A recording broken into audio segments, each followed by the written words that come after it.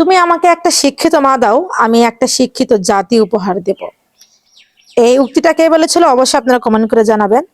তবে শুধু শিক্ষিত মা হলেই চলবে না, মাকে কিন্তু বিনয়ী বিনয়ী ভদ্র এবং পর্দাশীল হতে হবে। কেন একজন মা যদি পর্দাশীল হয় তাহলে অবশ্যই তার সন্তানও পর্দাশীল হবে।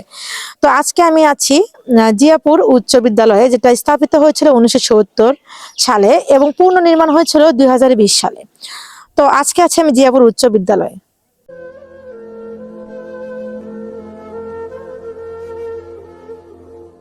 এটা হচ্ছে জিয়াপুর উচ্চ বিদ্যালয়ের একাডেমিক ভবন। দেখতেই পাচ্ছেন আমি এখন এই যে একাডেমিক ভবনে। তো আজকে চেষ্টা করছি আপনাদেরকে এই জিয়াপুর উচ্চ বিদ্যালয়টা পুরোপুরি দেখানোর জন্য।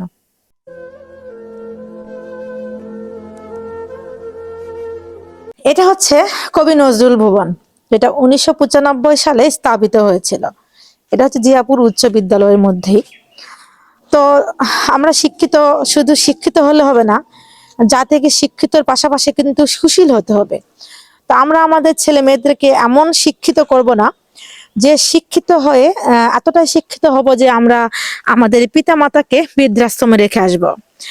একজন বৃদ্ধাশ্রম পিতা বৃদ্ধাশ্রম থেকে একটা কথা বলেছিল, সন্তানকে সুশিক্ষায় শিক্ষিত করুন, উচ্চ শিক্ষায় শিক্ষিত নয়। এমন শিক্ষায় শিক্ষিত করে এমন একটা চেয়ারে বসাবেন যে শিক্ষা তার বাবা মাকে বৃদ্ধাশ্রমে পাঠাতে বাধ্য করে। কথাটা কিন্তু অনেক কষ্ট লেগেছিল, তবে এটাই সত্য। ছেলে মেয়েদেরকে শিক্ষিত যদি করেন, শুধু শিক্ষিত করলে হবে না, সুশীল শিক্ষা দিতে হবে। আর যদি তা না পারেন, ছেলেকে দিয়ে হাল চাষ করান। আপনি দেখবেন শিক্ষিত ছেলে মেয়েরা বাবাদেরকে বৃদ্ধাশ্রমে পাঠায়, কিন্তু গ্রামীণ কৃষকেরা কিন্তু তাদের বাবা মাকে বৃদ্ধাশ্রমে পাঠায় না। শিক্ষায় জাতির মেরুদণ্ড। শিক্ষার প্রথম ধাপ প্রাথমিক বিদ্যালয়। আজকে আমি আছি জিয়াপুর সরকারি প্রাথমিক বিদ্যালয়ে। আপনারা ইতিমধ্যে দেখতে পেয়েছেন আমার পিছনে সুন্দর করে নাম দেওয়া আছে। তবে আমি আপনাদের একটা জিনিস দেখাই, যে আসলে এখনো কিন্তু অনেক গ্রামে অনেক স্কুল কিন্তু এখনো অবহেলিত হয়ে আছে।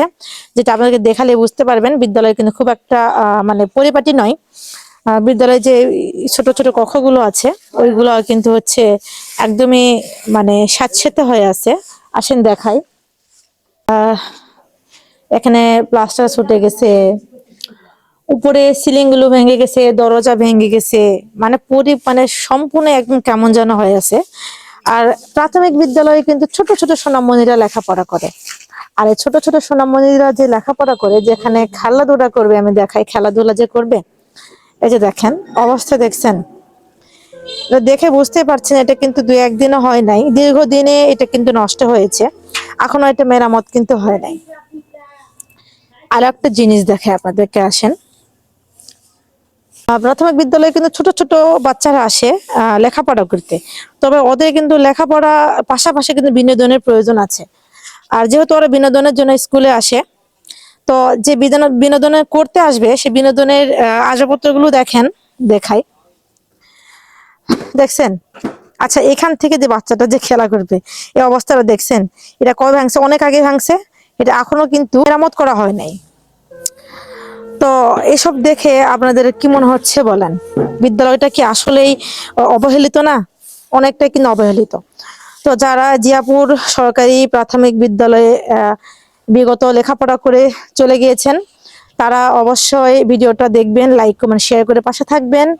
এবং যারা আশেপাশের বিজ্ঞজনরা আছেন, অবশ্যই এই বাচ্চাদের যে খেলা সামগ্রীগুলো আছে এই সামগ্রীগুলো কিন্তু মেরামত করে দেওয়ার চেষ্টা করবেন। সবার কাছে আমার অনুরোধ থাকলো। আর যারা আমার এই ভিডিওটাতে একমত, অবশ্যই ভিডিওটা একটু আপনারা শেয়ার করে দিবেন যাতে সবার চোখে পড়ে। ভালো থাকবেন। আসসালামু আলাইকুম। আল্লাহ হাফিজ।